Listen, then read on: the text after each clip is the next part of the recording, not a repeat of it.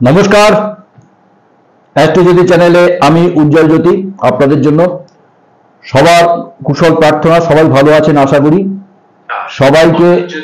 সবাইকে আন্তরিক প্রীতি শুভেচ্ছা ভালোবাসা জানিয়ে আজকের পর্ব শুরু করব।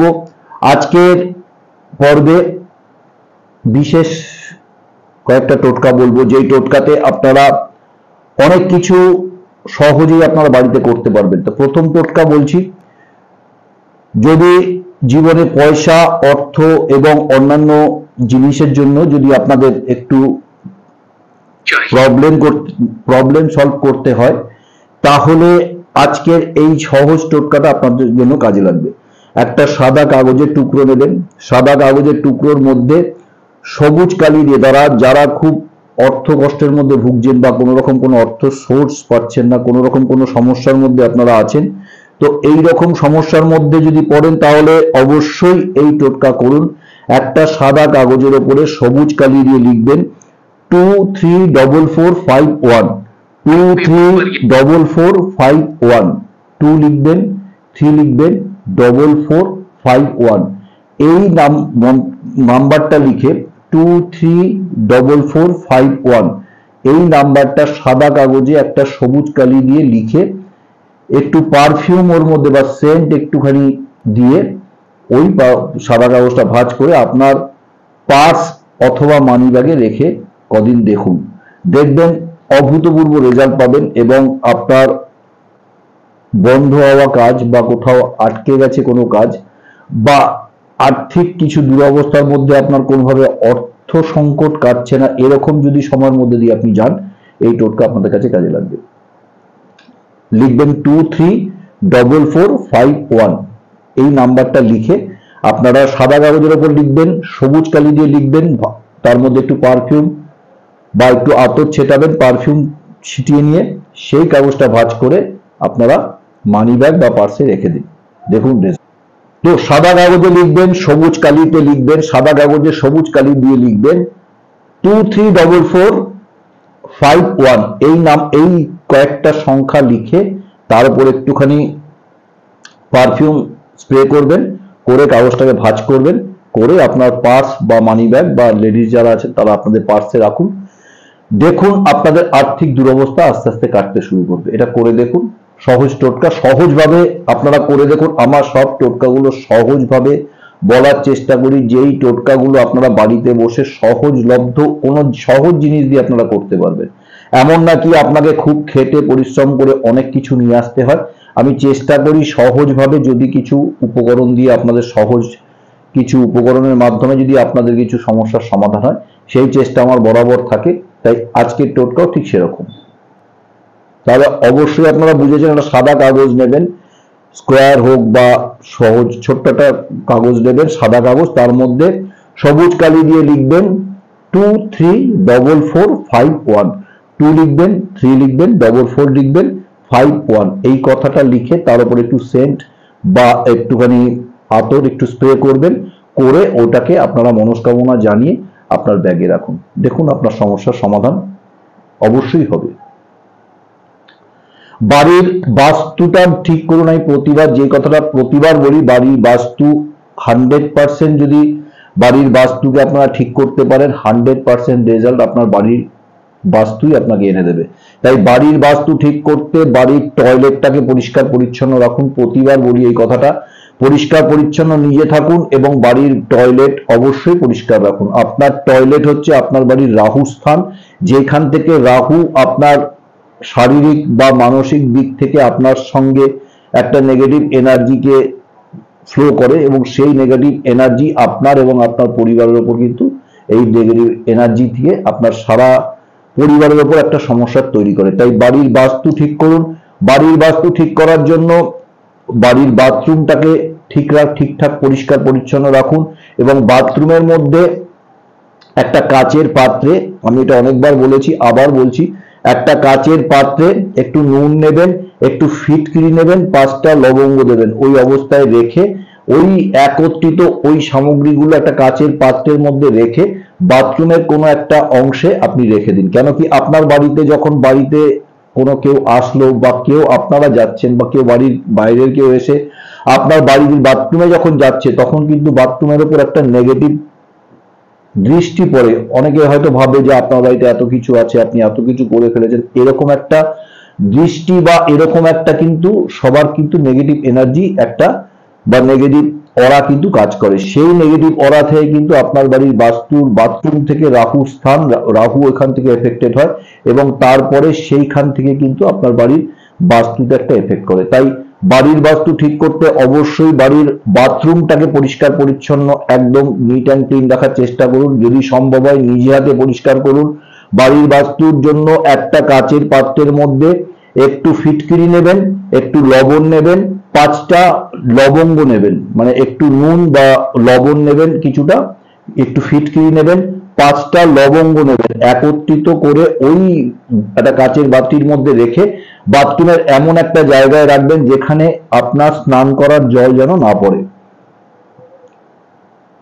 এই জলটা, এই নুনটা আপনি ওখানে রাখুন। দেখুন বাড়ির বাস্তুর বাথরুমটা যদি আপনাদের পজিটিভ হয়, আস্তে আস্তে আপনার সারা ঘরের একটা পজিটিভ এনার্জি তৈরি হবে।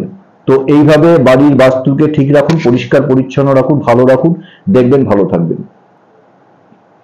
তো অ্যাস্ট্রোজ্যোতি চ্যানেলে আপনাদের সঙ্গে যতটা আমি চেষ্টা করি আপনাদের সামনে আমি সহজ উপায়গুলোকে বলি, যাতে আপনারা সহজভাবে নিজেদের সমস্যার সমাধান বাড়িতে বসে করতে পারেন, এই প্রচেষ্টা আমার প্রতিবার থাকে।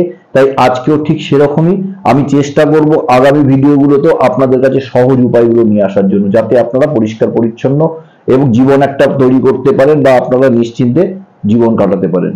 বাড়ির বাথরুমের মধ্যে যেসব বালতি বা সামগ্রী ব্যবহার করছেন ওগুলো একটু পরিষ্কার রাখবেন।